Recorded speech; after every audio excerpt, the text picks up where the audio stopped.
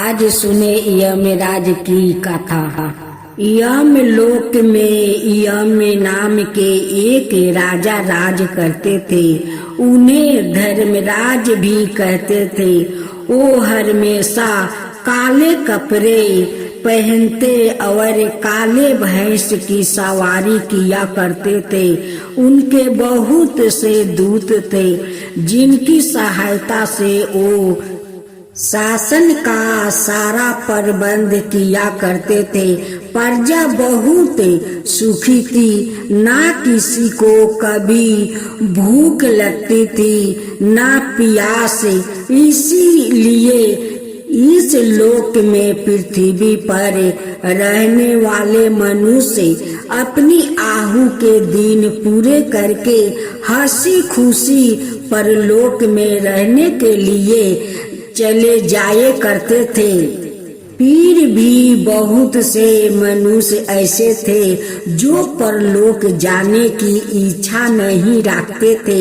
यम ने एक बार अपने दूतों को आज्ञा दी कि पृथ्वी पर रहने वाले मनुष्यों की आहू का हिसाब रखा जाए और जो मनुष्य अपनी आहू के दिन पूरे कर लेने के बाद भी परलोक में ना आना चाहे उसे पकड़ कर यहाँ लाया जाए।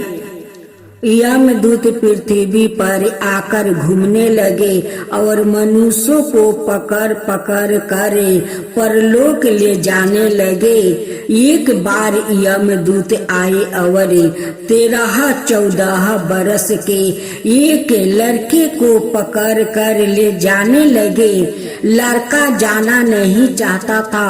उसने अपने दोनों हाथों से कस कर एक खंभे को पकड़ लिया और यमदूत से कह दिया, मैं परलोक नहीं जाऊंगा।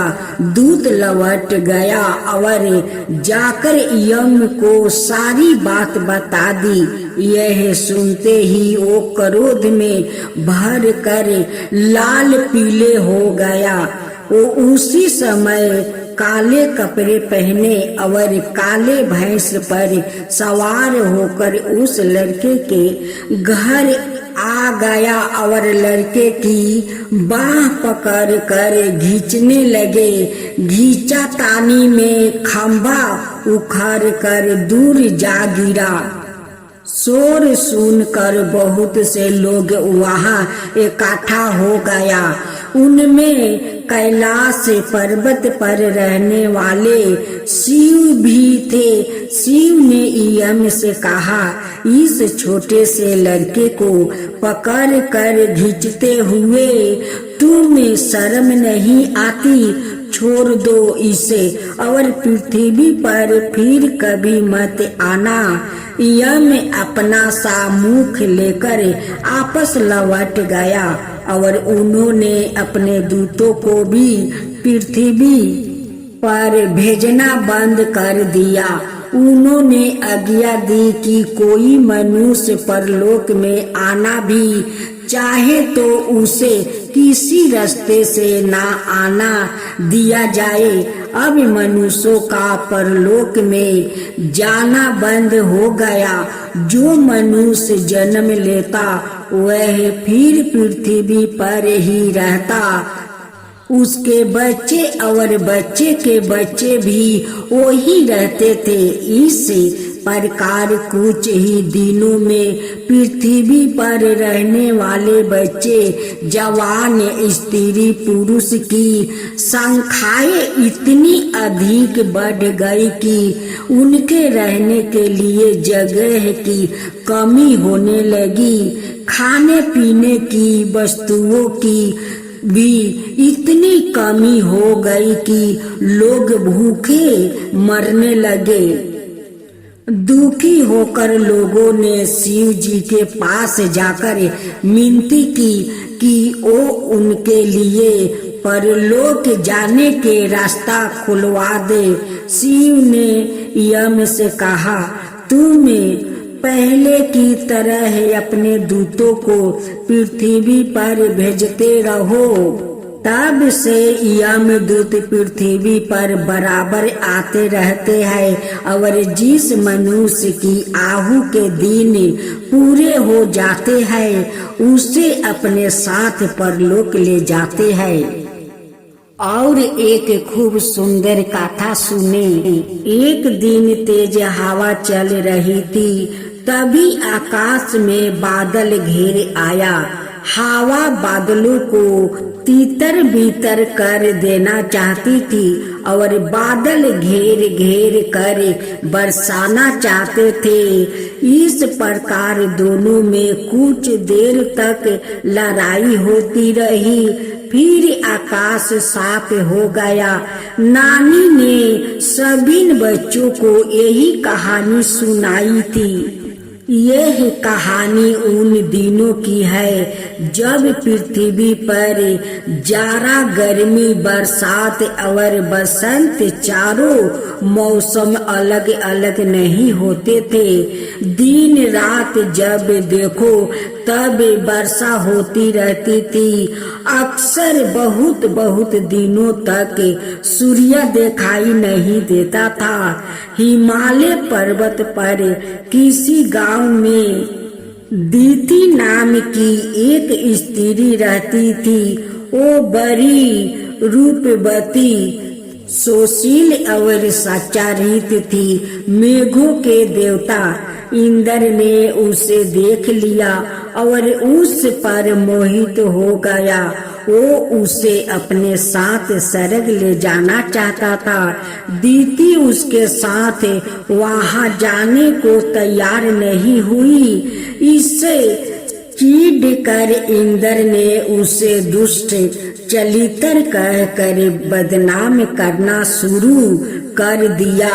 दीति को यह बात बहुत बुरी लगी।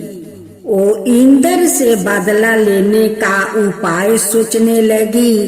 तभी उसकी भेंट कश्यप नाम के एक ऋषि से हुई। उन्होंने दीति से कहा, किसी से बदला लेने के लिए अपने को शक्तिशाली बनाना चाहिए। तुम तप करो, तुम शक्ति प्राप्त होगी। इंद्र को ना जाने कैसे इस बात का पता चल गया। वो दीति के घर आया। उसने क्रोध में भर कर विद्युत नाम खंडक से उसके शरीर के 7 टुकड़े कर दिया। तब भी उसका क्रोध शांत नहीं हुआ। उसने उन 7 टुकड़ों में से भी हर एक के 7 टुकड़े कर दिया और फिर उनके सब टुकड़ों को दीति के घर के आसपास बिखेर कर स्वर्ग लौट गया। वहाँ अब निश्चिंत हो गया था कि दीति उसका कुछ भी नहीं बिगाड़ सकती। उसी समय शिव पार्वती उस गांव से घूमते हुए निकले। पार्वती को उन टुकड़ों से उठती हुई मांस की गंध आई। वो उन्हें बिखरा हुआ देखकर शिव जी से कहने लगी, यह तो किसी स्त्री के शरीर के टुकड़े मालूम होते हैं। आप उन्हें जोड़ कर उनमें जान डाल दो। शिव जी बोले, यह तो मैं नहीं कर सकता, पर इतना जानता हूँ कि इन हर एक टुकड़ों में से एक वीर साहसी योद्धा उत्पन्न होगा और अपनी माँ की हत्या करने वाले से बदला लेगा। इसके बाद बरस पर बरस बीतते चला गया। गांव की आबादी पहले से बहुत अधिक बढ़ गई थी। लोग यह भी भूल गया था कि दीति नाम की कोई स्त्री कभी इस गांव में रहा करती थी। गांव के लोग लगभग 12 बरस की आहू के बहुत से लड़कों को गांव में पराये एक साथ घूमते हुए देखा करते थे। उनके माता पिता के विषय में किसी को कुछ भी मालूम नहीं था। वो सब बड़े चंचल और नटखट लड़के थे। उनमें से एक जहाँ भी होता उनके बाकी 88 साथी भी वही कहीं खेल रहे होते थे। इसलिए उसने उनका नाम अलग अलग रखने के बजाय एक ही नाम मारुत रख दिया था। कुछ लोग 49 पवन भी कहते थे।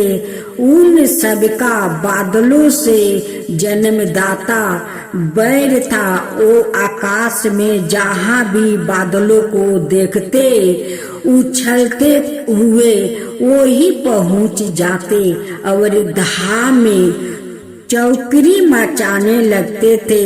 कभी कभी बादल दल बल सहित आते और मारुति से झगड़ने लगते थे। मारुति धक्का धक्कम करके उन्हें तीर बीर कर देते थे। कभी वो उन्हें ढाक लेते हुए इतनी दूर तक खदेड़ आते थे कि वो फिर लौट कर आने का साहस ना कर पाते थे। और कभी मारुत को देखते ही बादलों के दल में ऐसी भाग दौड़ मच जाती थी कि वो गिरते पड़ते भागते ही दिखाई देते थे। पृथ्वी पर लगातार वर्षा करते रहना अब बादलों के देवता इंद्र के अधिकार में नहीं रह गया था। मारुति ही जब जितनी चाहे उतनी वर्षा करा लेते थे और वो ना चाहे तो कहीं एक बूंद भी वर्षा नहीं हो सकती थी।